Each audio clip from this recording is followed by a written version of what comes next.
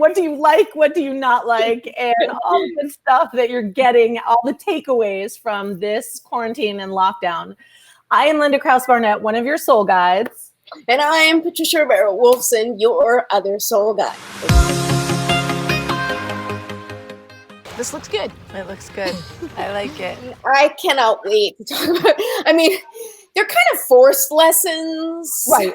It's like when you're grounded as a kid and you come out of your room and your parents are like, what did that teach you? And I'm like, taught me I really like the privacy of my room. And then my dad gets pissed off and sends me back to my room, But yeah.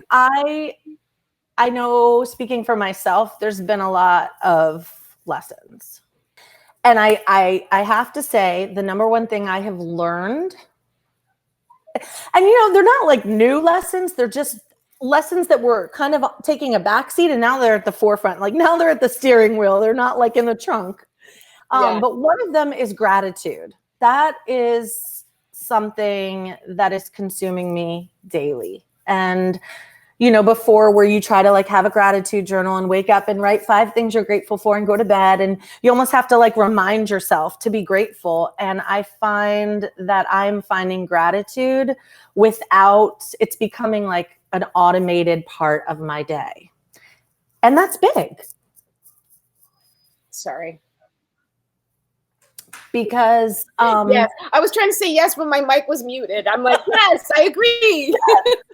I wake up grateful. I all day think about the things that I have to be thankful for. And I don't take my health or the health of my loved ones or the air that I breathe or the time with my family for granted. I'm super in absorption mode. I'm like a sponge, and I'm just soaking in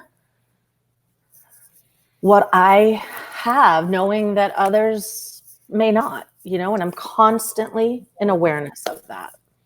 I have to say it's been interesting. And, you and I have talked a lot privately with each other about sort of like, the ebbs and flows of this entire experience. And it was really hard for me to let go of that need to be doing enough, and that was the hardest. And I can't say that I've let it go entirely, but that's been my biggest lesson, aside from gratitude, but also gratitude. And I'll get back to that. But for me, one of the biggest lessons was to let go of the need to be productive, because I was, so overwhelmed and feeling so much pressure to, try to keep up with the laundry and take care of the kids and do.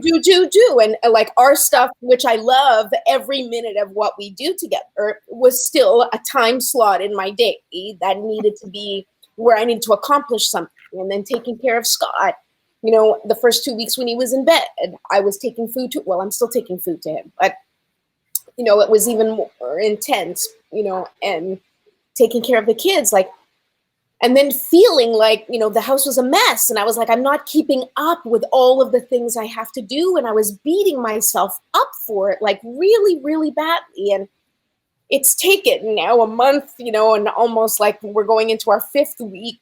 I think it's our 5th week in quarantine, going into this 5th week I think I finally have a handle on things in terms of I've been able to relax my expectations of myself. And interestingly enough, as I've relaxed the expectations on myself, I have actually been able to keep up with laundry and with cleaning. And we've changed how we do things at home, where the boys are now doing the dishes at the end of dinner, which I'm so grateful for. But, like I started, part of the quarantine lesson that we had, I started giving them more things to do and more responsibilities.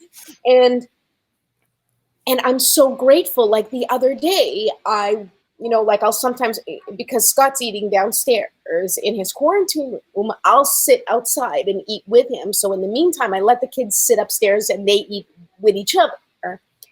And then I'm like, okay, guys, don't forget to clean up. And they start cleaning up, and I'm able to enjoy a little bit of time with, just talking to Scott. And like, that's the stuff that I've been able to Appreciate. appreciate on a different level. And even once Scott left the hospital and we were sitting outside together, because outside it is sort of safer, for us to be near each other so we can still have our distance, and he has his mask and we can talk. Like, I was feeling, while sitting with him, I was feeling that need to, like, I'm just sitting here, I'm not doing anything. And then I was like, but my husband's home and he's healthy and he wants to talk to me and I need to appreciate this. And that's what helped me the most to release that pressure of doing, and it wasn't like he was like, I think you have things to do. Like, he just wanted to sit and chat with me, and the kids were playing outside. And I was like, oh my God, this for the first time feels like home. It feels like home. That's exactly it. It felt like, this is what it's supposed to feel like. I'm supposed to be here and present and enjoying my time without worrying about all the things I need to do. I still, I still have to do the stuff, I'm still washing dishes, I'm still, cooking, and I'm still cleaning, and I'm doing that stuff. But the time that I am sitting with my family, I'm invested in that moment in a way that I wasn't able to invest before, because I kind of was always in that go, go, go mode. Yeah. And absolutely. I think that's one of the reasons why we talk about this all the time. And, for me, like, it's always that exterior validation, like always. If I don't know what to do, who can I go to? Who can I call? Who can I ask? I'm going to go spend money to distract myself. Not that I have money to spend to distract myself, but, and it's always like, do, go, ask. And when you can't do any of those things, what I have found is this forced need to, like, sit with me, like, I have nowhere to take my anxiety. I have nowhere to go except maybe a shower. Like, I'm stuck with it. I can't transfer it to my kids. My husband has his own, so I don't want to transfer it to him. So I've really had to stay present in tension and stay present in anxiety and doubt and fear. And like, when you're on lockdown on the outside, it kind of locks you down on the inside, right? Because this is your sphere now. And so much is coming up for me in that sense, like, there's a lot of answers that are here that I haven't been listening to, because I have had the opportunity to just be like, I don't have time to listen to you. I'm going to go ask her, him, do this. And now it's like, well, I guess I'll ask you, Linda. There's no way else. And I don't know. It's like, you are wiser than you know, and you are, we are so much more divine than we know. And I believe that those of us who are blessed enough to be able to take advantage of the stillness, because we're not panicked over health. And I know there's a lot of people who are like, that sounds great. I am not there. I scrolled through a story yesterday on Facebook that almost took my legs out from under me, because it was just so devastating. I had a hard time moving out of it, So I know that the stillness and what I'm getting from this is not for everybody, but I have to get past that, because sometimes I'm like, I feel really afraid to share my lessons, because I feel like it's an unfair advantage to people who don't have the solstice right now to be diving deep, Yeah, I know exactly what you're talking about. And, we were talking about the lessons, and we've talked about the lessons that have come out from this. And up until this week, it's been, I was in that place like now I'm seeing, now I not only am I seeing the light at the end of the tunnel, but I'm near the end of the tunnel. Like Scott is about to get out of quarantine. And even though he isn't completely well yet, I have faith, that's where he's headed. Like he still feels very weak. He still has a road to go personally, but I'm going to be able to hug him and kiss him and be with him in a couple of days. And so I would say this week was a little bit easier, where I was able to kind of like, okay, I can start to take a little bit more time for myself. But I'll also say that when you're in the thick of it, when I was in the thick of it, I was forcing myself to take salt baths and to try and, as much as possible, take some time for myself, because those are the times when that silence, when that quietness, when that going within is most supportive, is when we don't have time, right? Like, I don't know if I read it somewhere, I always see things, but it was like, if you don't have time for meditation, that's when you need to do it the most. It's like, and not that I'm meditating all the time, but I am taking as much as possible mindful moments, where it's just a moment of taking a deep breath, and just like, whether it's a moment of gratitude or a moment of presence.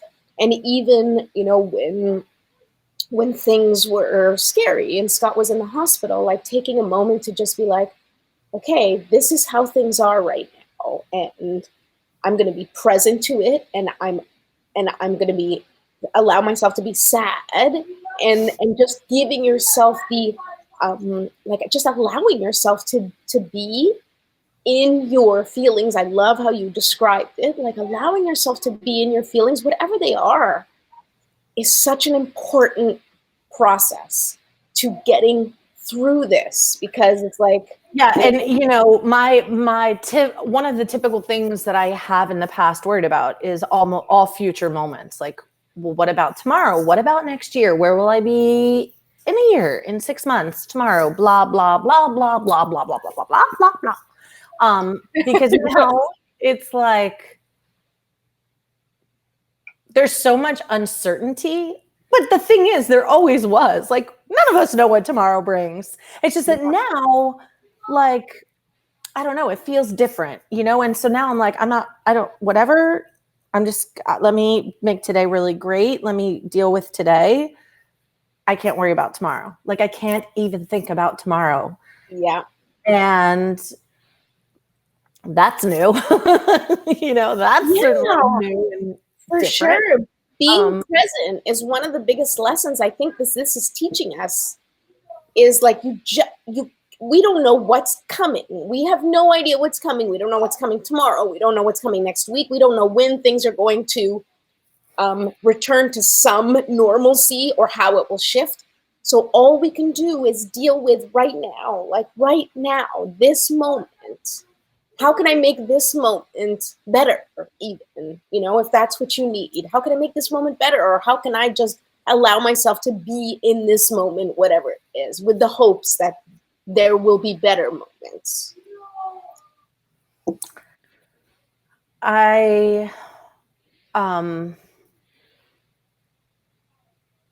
There are so many.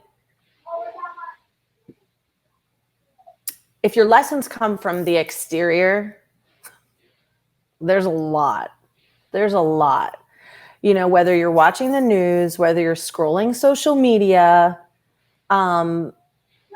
there's so much. You could either, your lessons could be about, you could be consuming the health aspect of it, like absorbing all the information about statistics and data and numbers. You could be consuming the political, the conspiracy theories, who's at fault. You could be consuming the, there's people I follow who are consumed by the 3D, 5D reality, the people who like, we're passing into this new earth, we're ascending into this 5-dimensional energy. And they're all like, they all don't make sense with each other. They're all separate. They're all different entities, you know? And that's the thing is too, is I've really had to stop trying to get my lessons from what I'm being fed and start to get the lessons from what is the food already inside of me. Like, you know, I can't take all these lessons because my brain is like, okay, dude, none of these make sense together. Pick one, choose one. And then it's like, well, how do you know? Well, which is it? Blah, blah, blah. And it's like, okay, just sit with you. And in this moment, ask yourself, what is right? What feels right? Do I care? Do I want to know? How much do I want to know? What do I want to know? And limit it to what answers you get from yourself, because that has really helped me a lot. I tend to be an overconsumer, an overthinker. You know, I tend to try to, and now it's like, I don't know what the sound is for like sucking in. Like this is like when you suck in from the outside, but then once it's in, how do you like suck down on the inside? It's like, you know, like, I don't know. I can't make a peacock sound again, but just, you know. Yeah, I do. And I felt the same way. And we talked a little bit about it briefly this week, which is like, there are so many different like avenues that you can go down the rabbit hole of any of the conspiracy theories, of any of the, you know, scientific theories, of anything, like anything you think, you can find the information that will support what you're thinking. Ad nauseum. Absolutely. But then what happens if you're not thinking anything necessarily? Like, how do you like make up your mind, and how do you decide like which rabbit hole you want to follow? And that's the thing, is I think that, you know, be open, and my personal philosophy over this time has been, I'm open to hearing everybody's theories and ideas and information to a certain point. And then I like to sit with it, and also, you know, talk to people that I trust, that I know vibe with me. Like you and I will talk, or I'll talk to Scott and I'll be like, I read this article. What do you think about this? And Scott and I, you know, are similar, but we also have different perspectives and different viewpoints in the way we look at things. So it's always an interesting conversation with me and him, because obviously he has a bit more of the science background and I have a little bit more of the, you know, woo-woo background. And then the two of us together, we kind of come up with our own theories or our own ideas. And I like to go within and see what resonates with me. And that's the thing. It's all about resonance. And at the end of the day, whatever theory, conspiracy theory, political, whatever the thing is, that's the truth, which is, you know, I mean, the truth is very subjective. At the end of the day, you have to decide for you what you want to do with all of this. How are you going to move forward? What decisions are you going to make for yourself and for your family? And that's why it's so important to go within right now and take the time to figure out, what do I resonate with? What feels right to me? You know, it's like, okay, let's say it's this conspiracy theory. What am I going to do about it for myself? How am I going to step forward and live the life that I want to live, regardless of what the reality is? Because we may know what the reality is, or we may never know what the reality is, but we still need to live within this physical time and space, in our physical bodies, as long as we are, you know, able to. And we need to move forward and make decisions based on the information that we have. So I think it's so important to be like really connecting with yourself, and look into whatever information you want, but feel for yourself what feels right. What feels like the thing I want to, you know, it's like, well, whatever this is, all I know is I want to appreciate my family more. All I know is that I want to have a job where I feel secure. All I know is that I want to, you know, spend more time with the people that I love and spend less time with people who I don't connect with. You know, I want to say yes more to the things that mean something to me, and say no to the things that do not deserve my time. Like that's the kind of stuff that I think we need to be thinking about for ourselves for the next step. At least, that's kind of where I'm coming from. Yep. And the truth is, it's like if we were to all land on Mars, we wouldn't know what to do. And in some way, that's what this is, like we don't know what to do. It's new to us. We're getting lessons because we're somewhere new and the world feels new. And so the lessons of 3 weeks ago don't apply. There's new ones now. And when this is over, however long that is, there'll be new ones yet again when we reemerge, But I think that my lesson is that, and I'm going to keep going back to this because this is my ultimate belief, is that we are literally butterflies. Like we were caterpillars eating and consuming the world. Like caterpillars get fat as shit because they eat. That is their objective. And in some way, we did that. We consumed and consumed and consumed and consumed and like got gluttonous. Now, it's metaphorical, but it applies. And then it was just like we expanded to the point of like that was our capacity. We were at max capacity. We had no more room to consume. And so now we're in this chrysalis, we're in this cocoon. We're just like, shit, we can't consume. So what do you do in a chrysalis? Like, and I don't know for sure. Right. And the thing is, it feels like when you're in I think, because I'm not, but like, can you imagine how scary, like all of a sudden your world is blocked off and you can't, you have no access to the outside and you think that that's the end. Caterpillars liquefy. Caterpillars literally liquefy. They come completely apart and then they rebuild as an entirely new species. Like they're like DNA restructures itself to become a butterfly. It is literally falling apart and liquefying in order for it to come back together to enter in. And I love that image. We are butterflies. I have been doing like third eye meditations. Like I think this, I've said it, I'm gonna say it again. Like there's all these gifts we have that we aren't in tune to. And I think much like as a caterpillar, the caterpillar doesn't know it's destined to have wings. Right? It just doesn't. It doesn't know. Like one day I'm going to be this beautiful, colorful insect that flies. It doesn't know that's its destiny, And I think that's where we're heading. I think when we come out, there may be some of us. Maybe I can't speak for everyone. I'm just going to go ahead and speak on behalf of me and those I love closest to me. My hope, because I think hope takes down. It doesn't take down fear, but it gives it light. It takes the darkness of fear and it holds a candle to it. It like a flashlight to it and says, what are you really about? Like, what are you and how can I transmute you? And I think that my hope is that when my butterfly wings spread out, they'll be colorful.